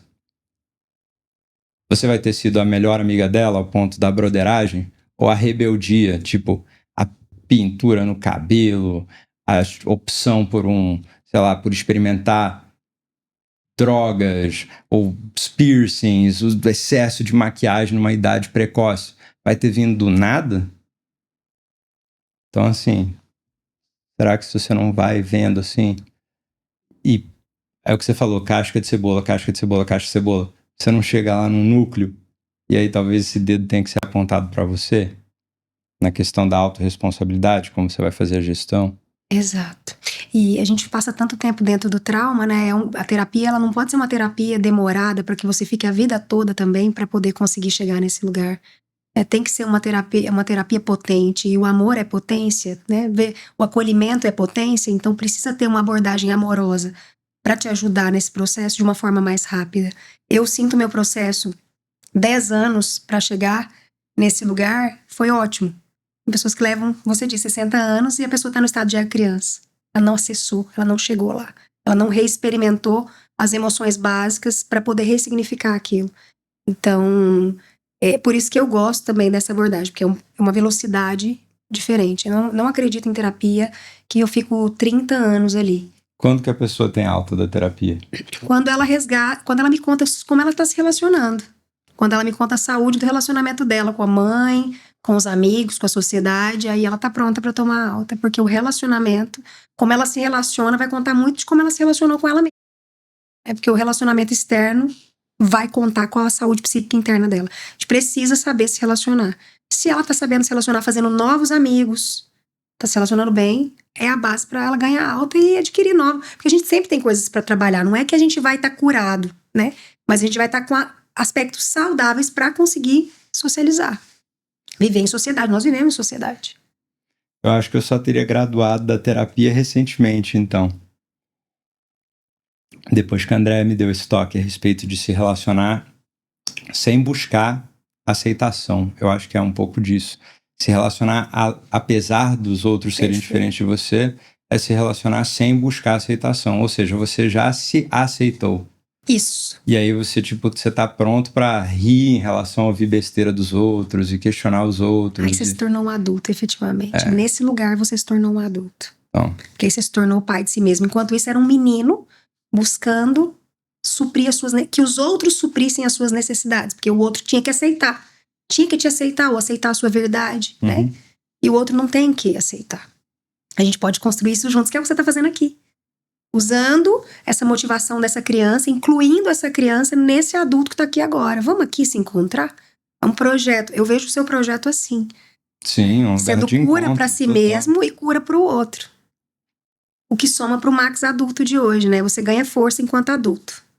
Porque aí você tá trazendo novas experiências para essa criança também. Isso aqui é novas experiências. Claro. Coisas que você teve, assim, na sua história de vida, muitos momentos assim, de trocas genuínas, de papo que fluíssem tanto tempo? Cara, depois que eu comecei a fazer análise e me encontrar, sim, eu sempre busquei, assim, esse tipo de papo. O meu primeiro namoro foi um namoro mais longo que eu tive um namoro mais longo de uns 3 anos e 2 casamentos. Um que durou 11 anos e outro que vai fazer 7 anos agora e, se Deus permitir, vai até o perpétuo. Porque eu falo que o que eu quero ter com a Andrea não é até a morte nos separe. Eu, ok, o primeiro que morre primeiro tá tudo bem. E o outro, daqui a pouco, vamos estar juntos de novo, se a transformação for para ser dessa forma. E o meu primeiro namoro longo, ele terminou porque eu comecei a querer ter papos cabeças e mais, assim, profundos. E a pessoa com quem estava comigo falava assim, do que você está falando? Tipo, não ia comigo. Tipo, não entrava na trip louca da Alice do País das Maravilhas, e entrava lá no tubão e saía numa terra mágica pra ver, assim, a rainha de cartas e sabe, um coelho loucaço que queria conversar. E eu queria pegar essa rota, eu queria fazer umas viagens mentais. E aí, em razão das minhas deficiências maternas e paternas e em um determinado momento que eu precisava de uma estrutura de acolhimento para poder prosperar, surgiu a possibilidade de eu casar com uma pessoa que funcionou durante muitos anos de uma forma boa na minha vida, como a minha terapeuta, uma pessoa 30 anos mais velha do que eu, numa cadeira de rodas.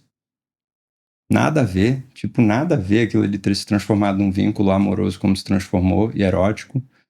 Foi total impróprio e pervertido em alguns sentidos, compensando uma série de questões que hoje eu consigo ligar essas pontas com muita tranquilidade, fazer essa constelação. E foi ótimo durante um tempo, porque as conversas que a gente tinha dentro do ambiente terapêutico eram muito essas livres, assim, tal. Mas ela era sua terapeuta? É isso? Olha a projeção. Sim, projeção total. De uma mãe, né? Total mãe, óbvio. E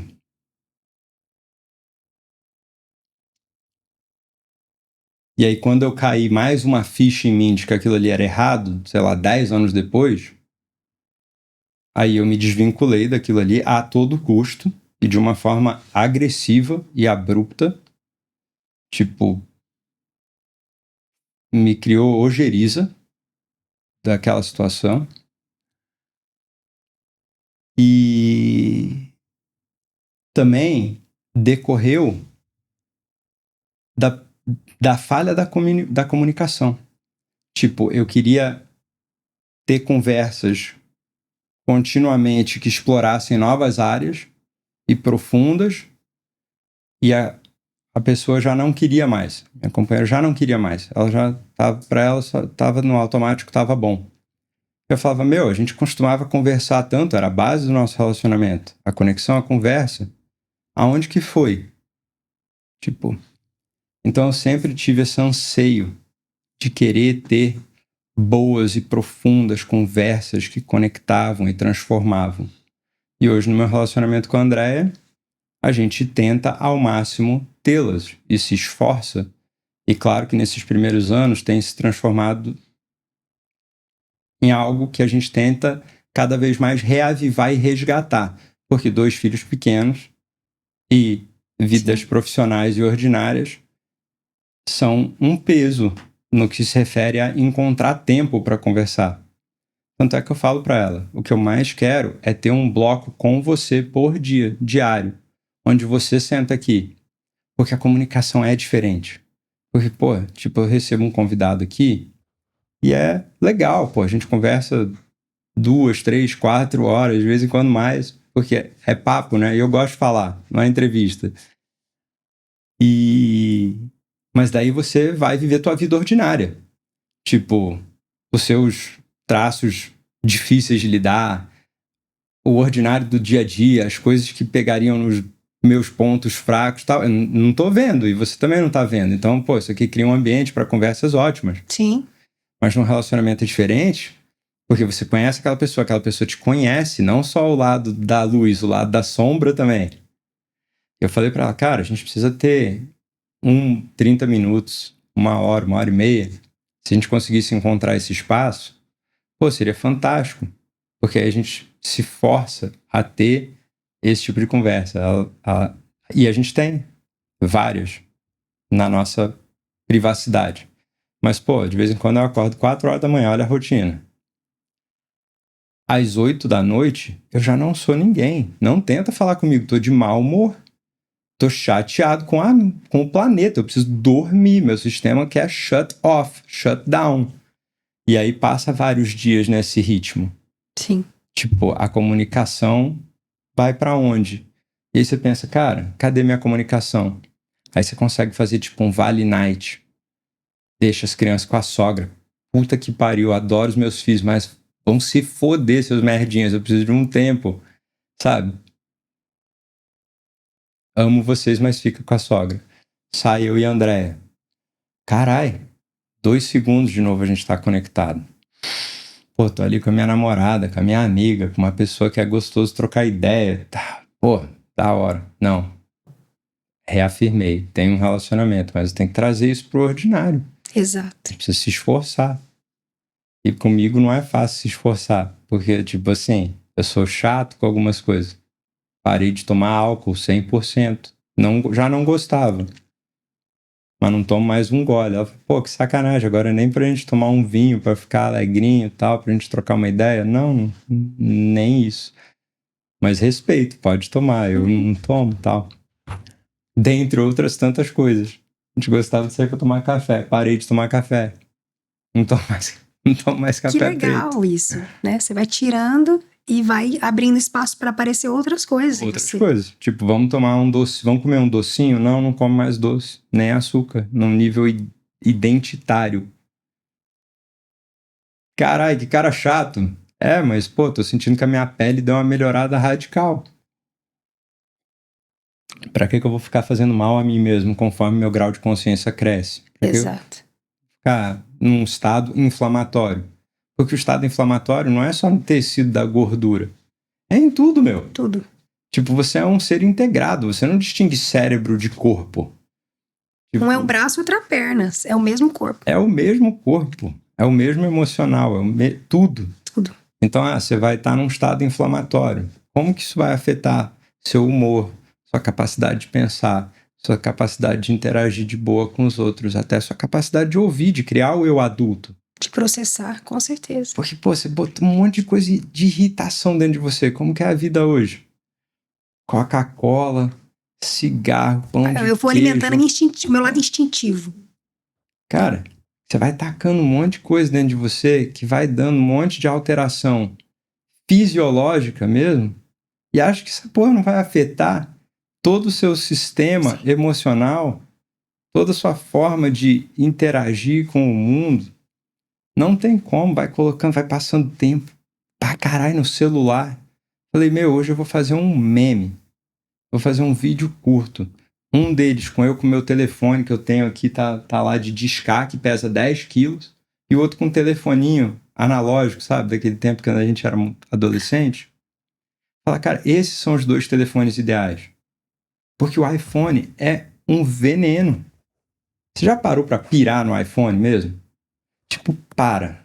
Ou numa meditação, ou assim, quando você estiver num meio high, tal, whatever que seja. Tipo, pega aquele iPhone e olha pra ele como se ele não fosse algo familiar a você. Tipo, como se ele fosse um alien. O que aquela porra tá fazendo com você? Quais são as camadas de profundidade daquela tela? Como aquelas cores estão sugando você pra dentro de uma porrinha desse tamanho e pra fora do planeta Terra? Tipo, tá se plugando numa... Você sabia que os campeões mundiais de xadrez queimam de 3 a 4.500, 3.000 a 4.500 calorias por partida que eles jogam? Não. O cérebro é o órgão que mais consome energia do corpo. Sério? Uhum. Consome 20% da nossa energia total do corpo. Esse órgão só único. E energia é caloria, né? Energia. Então, eu queimo o dia inteiro também, que eu trabalho atendendo pessoas o dia todo, né? Uhum. Embora, assim, com a análise transacional é um lugar tranquilo, porque eu não tô nesse lugar de detentor do saber, né? Até porque a minha inteligência cognitiva não é o meu forte. A minha inteligência interpessoal é o meu forte, é a minha inteligência maior, né? Então, a capacidade de ajudar as pessoas nesse lugar onde elas mesmas têm as respostas, onde nós chegamos juntos, eu conduzo, é muito gostoso. Porque enquanto eu tinha que saber as respostas, eu não era uma terapeuta, né? É porque eu acho que toda cura é um processo de construção. Construção. E na verdade não é toda cura, a cura psicológica é um efeito do encontro. E o encontro é uma construção. Não é tipo... Perfeito. Sabe que uma parte de mim gostaria de ter cursado psicologia hoje com o entendimento que eu tenho, mas eu não vejo a necessidade da formação formal. Porque em tudo... Uma das maiores lições intelectuais que eu aprendi na minha vida é que é o valor do autodidata. Eu contratei o Vinícius recentemente, essa semana, para auxiliar aqui com esse projeto. E uma das coisas que ele me falou é que se ele me mandasse o currículo dele, eu veria que tem outra formação nada a ver com essa. enfermeiro, formado, um cara de outra área, tal. E ele trabalhava com audiovisual por hobby e amor. Tipo, se ele fosse multimilionário, ele faria isso por escolha. E eu falei, tá contratado. Tipo, porque é isso. Era o perfil que eu tava procurando. Não alguém que trabalha aqui porque é um trabalho, mas alguém que ali sente que ali reside a sua vocação. E eu, hoje olhando assim, um pouco assim, para algumas coisas da minha história, eu sempre me identifiquei muito depois da minha vida adulta, assim, que até como criança, eu gostava muito da figura da borboleta. Achava bonito, achava lindo. Os meus pais compraram para mim tipo um kit onde a gente caçava as lagartas e colocava e nascia borboleta e depois abria a tampa do tanque lá e liberava as borboletas. Eu achava lindo. Meu pai foi parceiro nesse sentido durante alguns anos. Eu acho que eu me distanciei mais do meu pai quando ele começou a se distanciar, assim, talvez da minha mãe e dos meus avós e tal, e aí, assim, acabou se distanciando, mesmo permanecendo casado, eu acho. Mas não vem ao caso. A história sobre a borboleta. E depois, mesmo antes de eu ter estudado o conceito do autopertencimento, junto a Brené Brown e também da Maya Angelou, eu via sinestesicamente que eu era igual uma borboleta. Eu pousava, tipo, em todas as tribos, mas não pertencia a nenhuma. Tipo, eu conseguia vibar com o pessoal da magistratura sem problema, em algum nível. O pessoal do futebol, pessoal da música, o pessoal, assim, pessoal da maçonaria. Mas eu nunca queria aceitar um convite. Eu não queria ser o cara que dá patotinha dos juízes. Ou o cara que só tomava cerveja e jogava futebol com os brothers. Ou o cara que só fumava com a galera da música. Eu não era nenhum desses sós. Mas eu me dava bem em todas as tribos sem pertencer a nenhuma. Eu falava, cara, eu não tenho pertencimento. Daí quando eu entendi a questão do auto-pertencimento, eu falei, cara, é isso. Entendi a minha borboleta. E aí, recentemente, eu comecei a ler um livro do Jordan Peterson chamado We Who Wrestle with God, a gente que luta com Deus, mais ou menos. Não sei como que é a tradução do título para o português, porque eu comprei em inglês mesmo. Olha, nossa, que se acha pra caramba, né, tal, mas enfim, não é isso. Que se eu consigo ler no original, vou ler no original. E aí eu não sabia disso. O conceito de psyche, significa borboleta, do grego. Olha, que legal, não sabia também. Que a princípio se traduz assim, penso eu, como a metamorfose e a transformação constante que de algum modo a pessoa tem que estar nessa trilha da vida para estar sempre sendo fiel a si mesmo. Que é uma frase que também o cristão São João da Cruz escreveu. Nós sempre temos que estar em constante mudança para nos mantermos fiéis a quem nós somos. E olha como isso tudo se linka à psicologia ou à psicanálise nesse sentido e fecha. Uau! Tipo... Uau, isso é muito bonito. Eu não conhecia esse livro, né? Mas eu achei muito interessante. E o quanto nós precisamos estar abertos e receptivos ao que vem de nós, né?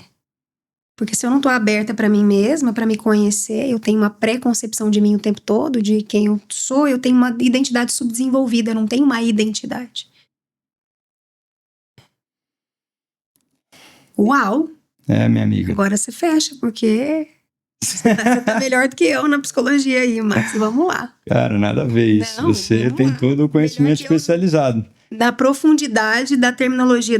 Eu não sou a melhor pessoa nessas terminologias, mas eu tenho profundidade no conhecimento empírico, né? Cara, assim, eu só me inteirei o suficiente para poder te acompanhar numa conversa minimamente inteligente. Você tá muito bem. E assim, de análise transacional também percebi que você leu, né? Li um pouquinho. Leu muito bem. Li um pouquinho. Primeiro, quando você falou, eu falei, que é análise transacional? Aí eu fui lá no Google, aí o Google. É a figura do pai, adulto, criança e o modo com que as pessoas se relacionam e mandam um gráfico. Falei, não é isso.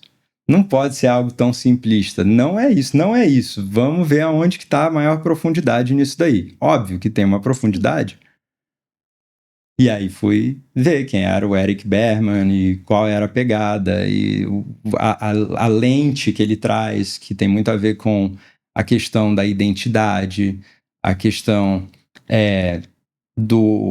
de como a nossa primeira infância cria um roteiro pra gente, uma série de pré-concepções, que é muito difícil depois a gente desconstruir, reconstruir, ressignificar. Mas isso também, assim, eu tive auxílio de entender isso porque eu me apaixonei por um homem, sabe? Recentemente, a Andréia ficou super enciumada. O homem se chama Gabor Maté, sabe?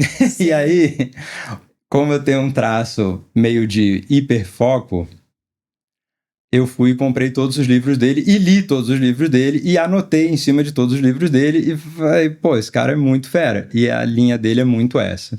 Que os nossos traumas todos, de algum modo, remontam à nossa primeira infância.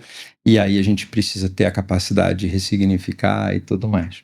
Mas me diz uma coisa, doutora Andressa.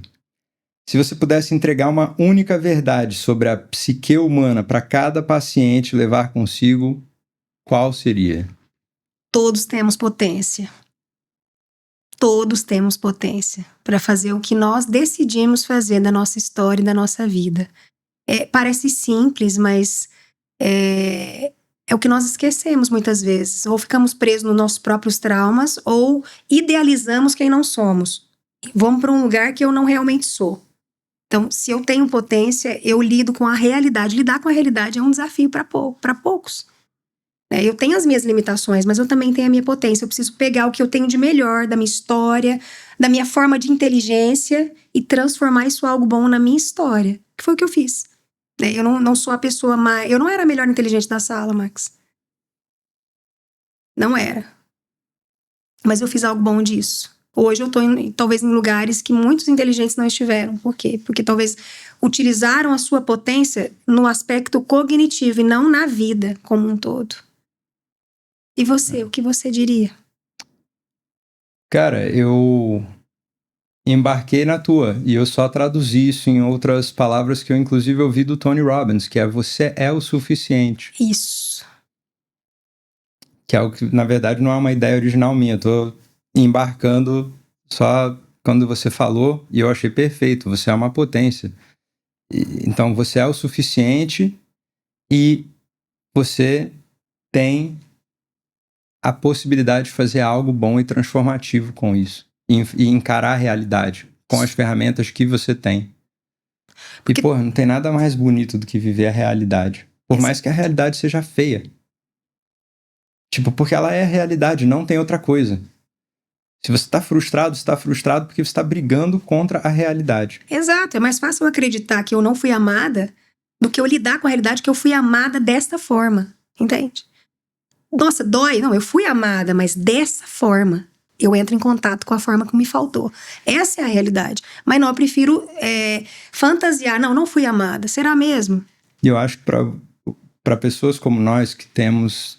Tipo, nós e quase todo mundo que tá nos ouvindo, né? Porque, cara, quem tem uma história perfeita? Uma das coisas que deve ter te auxiliado muito a entrar em paz consigo mesma nessa quesito de ser amada é você ter construído um bom casamento e ter se tornado mãe.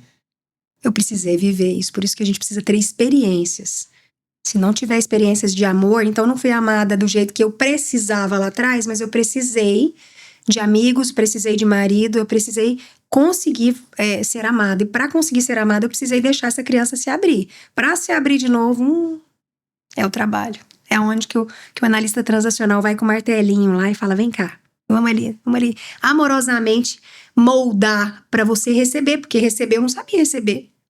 Quando o Conrado chegava para minha mãe, mas o que ele tá querendo aqui, né? Vai me abandonar em algum momento. Eu já ia lá fazer o jogo do me chute. E quais são algumas dessas ferramentas práticas que você usa dentro da terapia da análise transacional?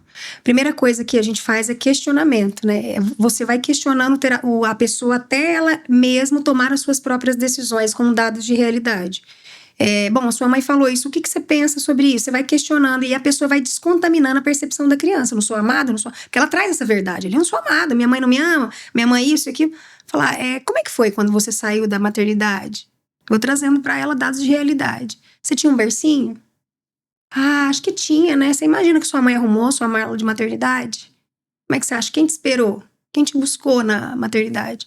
Você vai trazendo dados de realidade, vai fazendo ela revivenciar, porque a gente congela, quando a gente tá no trauma, a gente congela as imagens difíceis, mas esquece das imagens boas. E você vai trazendo, ao invés de você só ficar revivendo o trauma, você vai incluindo as memórias boas, você vai trazendo, e aí aquele adulto vai surgindo e falando, peraí, tive essas faltas, mas eu também tive amor, tive aqui potência. Isso tudo é potência, né? Pra eu ir ressignificando, tomando uma decisão. Bom, foi a forma que minha mãe me amou, mas eu fui amado. Cara, todos nós precisamos saber que em algum nível a gente foi amado. Até pra ter uma estrutura psíquica ok. E se não foi amado por alguém, ela tem que ter um auto-pertencimento que você falou. Ela tem que se amar. Ela tem que se aceitar, porque o que acontece é que ela não se sente amada e aí ela também não consegue amar a si próprio, né? Porque precisa dela se amar em algum momento pra poder conseguir ter essa estrutura de potência utilizada. O Tony Robbins diz que se você vai culpar os seus pais pelo ruim, você também tem que culpar pelo bom, pelos bons, pelo que você é, pela composição completa. Exatamente, perfeito. Eu nunca esqueço, no dia da terapia, eu falei, meu pai é um fraco. Meu pai virou andarilho de rua, né? Ele morreu atropelado, foi um triste fim, assim, né? E aí eu lá, que meu pai virou um andarilho, ela falou assim pra mim, quantos dias você sobreviveria na rua? É sobre isso, cara. Que como ele utilizou a potência que é a questão, mas ele tinha potência. Todos nós temos potência. E entrar em contato com isso e canalizar ela para onde eu quero vai fazer com que eu entre em qualquer conversa com qualquer pessoa. Eu posso conversar com qualquer pessoa, desde que eu entenda que você tem a sua potência do seu jeito e eu tenho a minha potência do meu jeito. Isso não me faz menos. Isso me faz ok como você é. Isso faz eu ter relacionamentos. Porque se eu me sinto menos, como é que eu vou me conectar com as pessoas? Menos inteligente, menos suficiente, menos legal?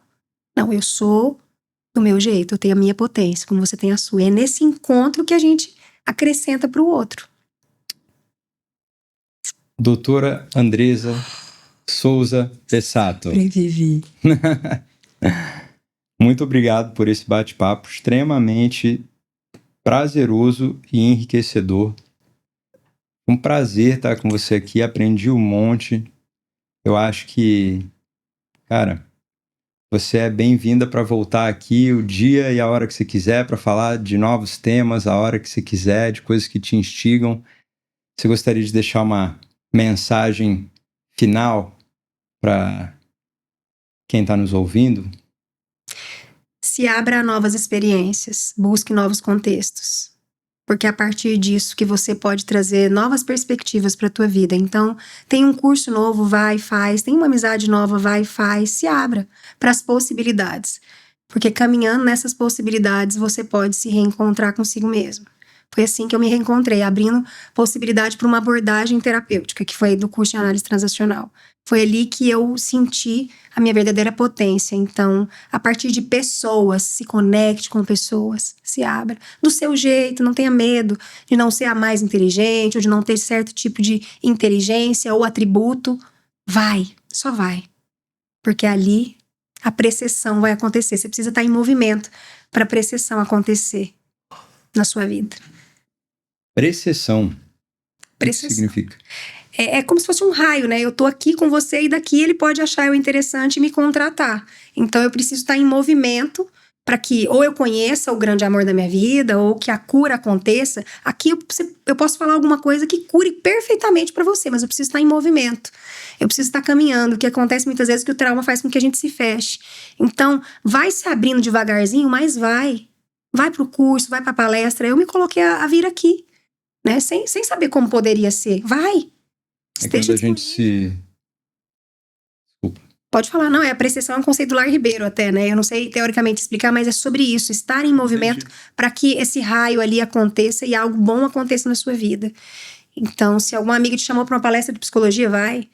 Chamou para ir, vai, conhece. Você vai encontrar o seu lugar de cura. Eu sinto que quando uma pessoa se fecha, é uma das coisas mais tristes que podem acontecer, como se o universo estivesse chorando, porque todo mundo tem algo único a contribuir para o universo. Algo singular, algo só dela. Alguma coisa, uma magia que só ela tem a temperança para fazer daquele jeitinho, daquele modo, tocar aquelas pessoas. E quando você se fecha e esse movimento social está acontecendo demais, entre muitas pessoas, você deixa de doar ao universo os seus 10 centavos que na construção coletiva de muitos 10 centavos vão dar uma comunidade maravilhosa para se morar.